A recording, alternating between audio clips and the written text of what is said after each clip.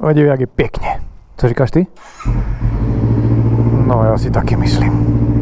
Tak čau děcka! Jedu si koupit pomerančový džus. Už jsem tam dlouho nebyl. A pak ještě potřebuji zajet do centra pro nějaké dobroty. A tak jsem si řekl, starý, vem kameru a natoč něco. Je tak pěkně. A tak jo. A tak jsem ji vzal a jedu a točím. A mám tady pro vás parádní téma, protože je poměrně čerstvé. A týká se to zlodějin, dlouhoprstých banditů. Tak se na to pojďme podívat.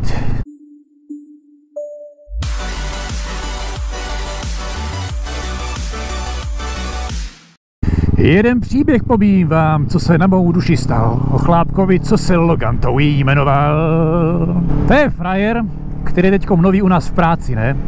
A dostal jsem ho já v laborce na zaučování, tak jsem ho tam učil, ne? A tak o čem se chceš bavit s novým člověkem? Tak samozřejmě jako první otázka, říkám, jezdíš na motorce? A on, je zajímavé, že se ptáš, ale jo. Já říkám, jo, tak super, a co máš za stroj? No mám, a řekl mi tam 3 motorky nějaké, pamatuju si tu poslední, KTM. Já říkám, ty dobré, no a co, a kde, a jak jezdíš, někdy musíme zajet spolu, ne, potřebuji se projet. A on, hej, 2 z toho mi ukradli a už se nenašli, ta poslední byla ukradená před měsícem. Ale máme ji. Já říkám, počkej, na Gold Coastu se jako kradou motorky, jako takhle ve velkém? Říkal, jo, tam odkud jsem já, tak tam to docela jde.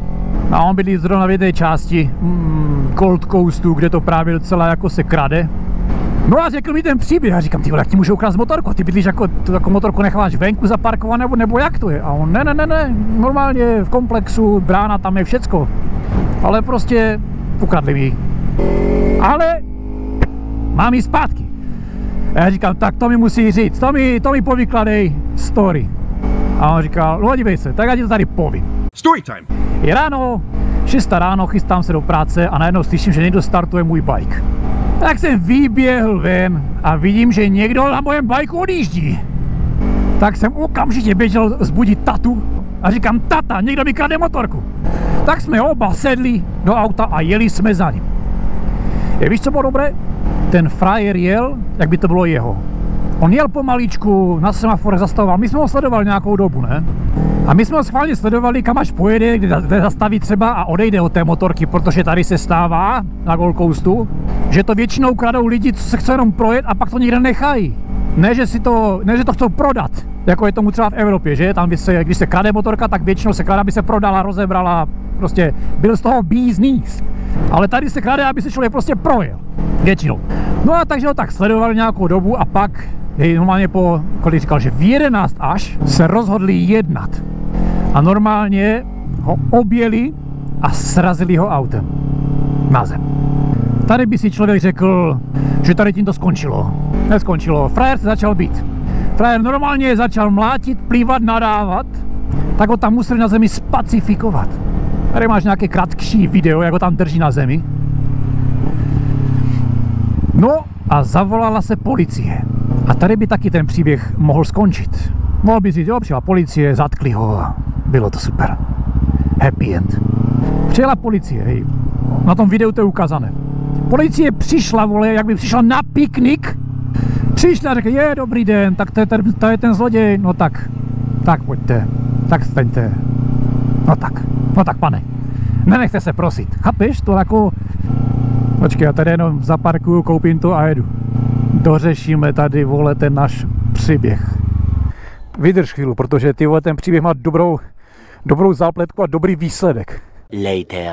Dobre, to by se měli. Nakoupené a můžeme jet dál. Vyřídit si nějaké ty soukromé záležitosti. To je trafik, ty vole.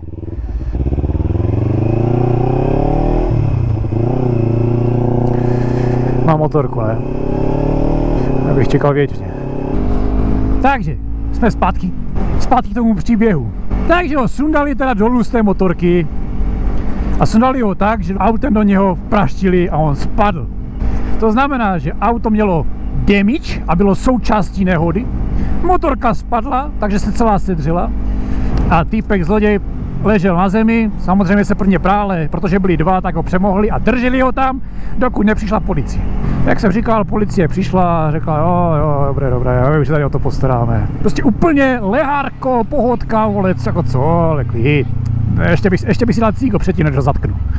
Jenže co se dělo pak? Protože bylo auto součástí nehody, tak ho policie odtáhla. Stejně tak tu motorku dala pryč, odtáhla sebou a toho kluka teda vzali do auta policejního a odvezli ho na služebnu. Týpek na druhý den byl venku. Auto bylo na policejní stanici nebo na tom parkoviště jich 5 týdnů kvůli té nehodě. A ten týpek, ten majitel, ten kámoš, dejme tomu, ten můj kolega, musel zaplatit $600 za to, že tam to auto bylo 5 týdnů. Já říkám, to neplatí ten zloděj? Ne. Říkám, jak to? Tak on řekl, že nemá prachy. A nikdo se s tím nesral. Takže on byl potom na policejní stanici, něco tam sepisovali a než mu řekli, že před 2 dnama tam byl ten zloděj. Za to, že ukradl jinou motorku. Že to je známá firma, že tam prostě typek si prostě krade motorky, jezdí si na nich, způsobuje nehody. No a oni vždycky zatknou, řeknou mu, kamo, přestaň. A on řekne, tak jo. A za 2 dny to dělá znova. Takže zloději se nic nestalo, neplatil pokutu, protože neměl peníze, nezůstal ve vězení, protože proč jako? Zas to nebylo tak hrozné, asi nevím, ty vole. Za to Logan musel zaplatit 600 za to auto, které tam stálo na tom parkovišti. Musel si potom zaplatit opravu toho auta, musel si zaplatit opravu té motorky. A ještě myslím, že musel platit pokutu za to, že srazil toho motorkáře, že srazil toho zloděje dolů. Jakože to prostě byla nehoda. A zloděj šel krást dál. On mi říká, tady to takhle prostě v té Austrálii je. Že zloděj má daleko větší práva než ty. Takže to znamená, že když tobě někdo ukradne motorku, tak to nenecháme na policii. Běž to řešit ty. Protože s tím policie nic neudělá. Bude to mít úplně na párku.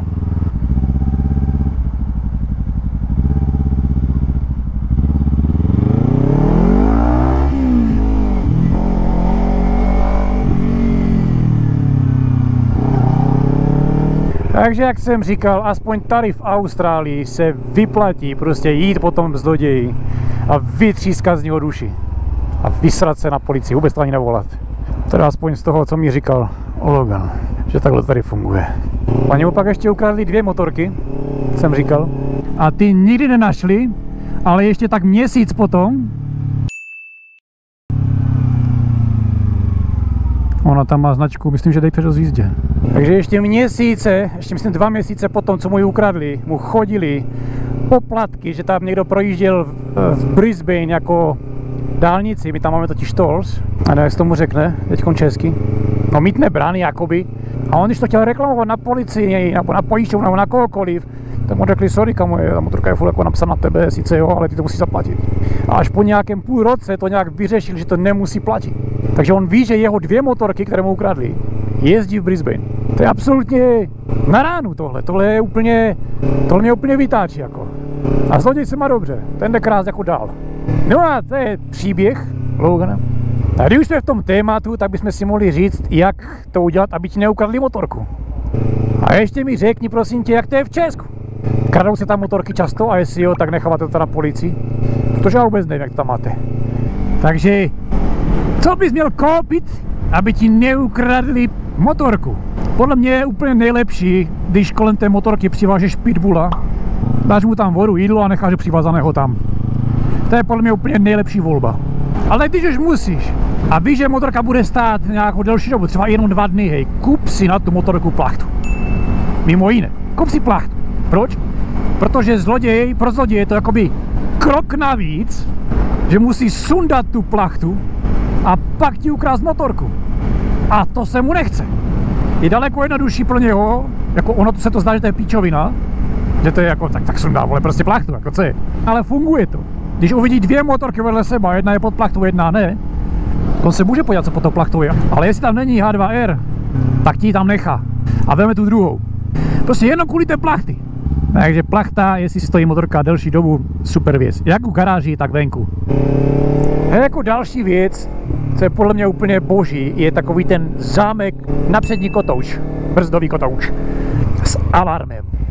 A tady na tomhle baráku mi přistál dron a úplně se celý rozbil. Ztratil signál, vletěl tam někomu do penthouse a rozbil se.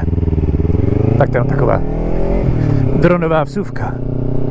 Protože ten zámek dělá brutální kraval. To zbudí i mrtvého. Tady to silně doporučuji a není to tak jednoduché z toho dostat. Když přijde někdo s flexou, tak to prostě nevyflexuje. Musí přijít s nějakým roztahovačem, kterým jakoby roztáhne tu brzdu a rozbije ten lok. Že by to byla CBR? Nemluvil jsem o tom minulý týden. Akorát černá. Takže ten brzdový zámek, to je základ a pak je super koupit pořádný, ale fakt jako pořádný řetěz.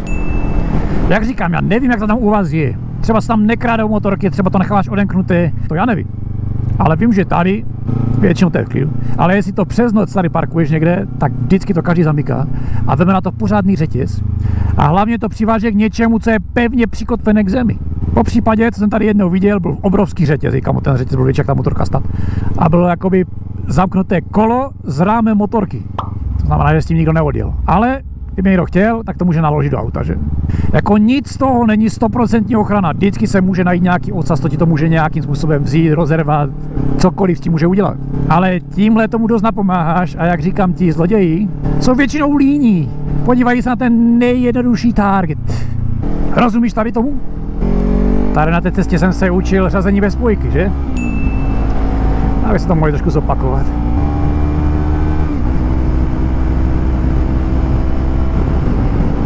No dobré.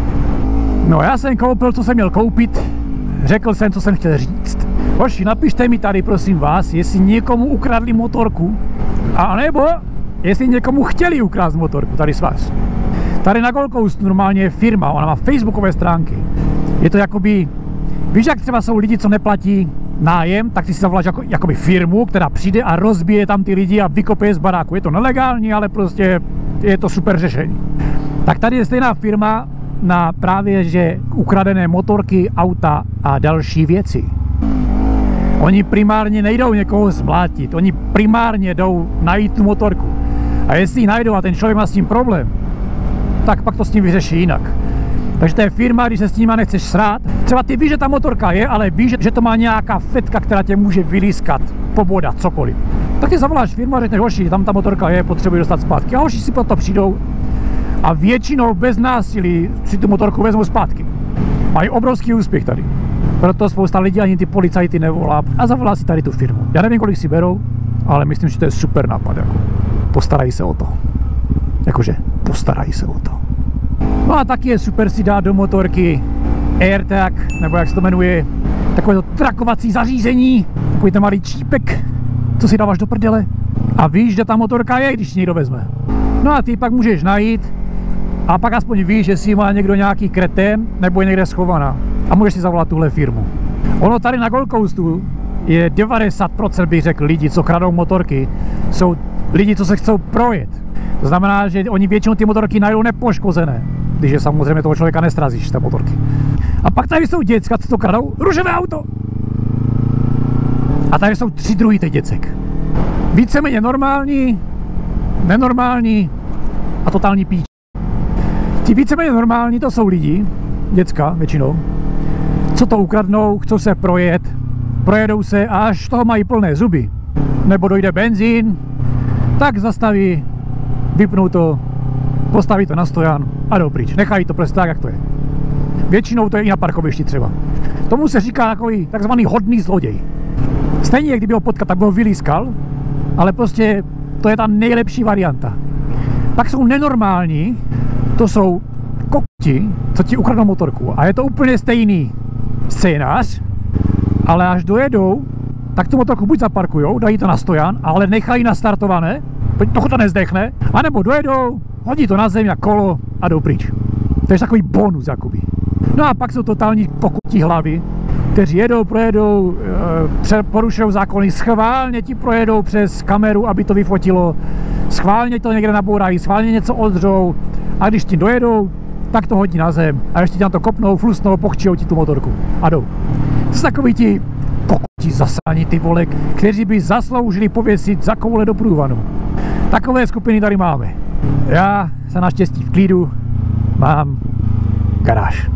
Mě zatím nikdo ani se nepokoušel tu motorku ukrást. No, já jsem si dělal kolečko, abych to dopověděl. V každém případě ty se tam pěkně, pozdrav doma, hoď tam like, odběr, klasika, Instagram, přesně tady, zafollowuj a gumákům ahoj. A jdeme si udělat snídani. Kolik je? 11, no to tak akurát na snídani.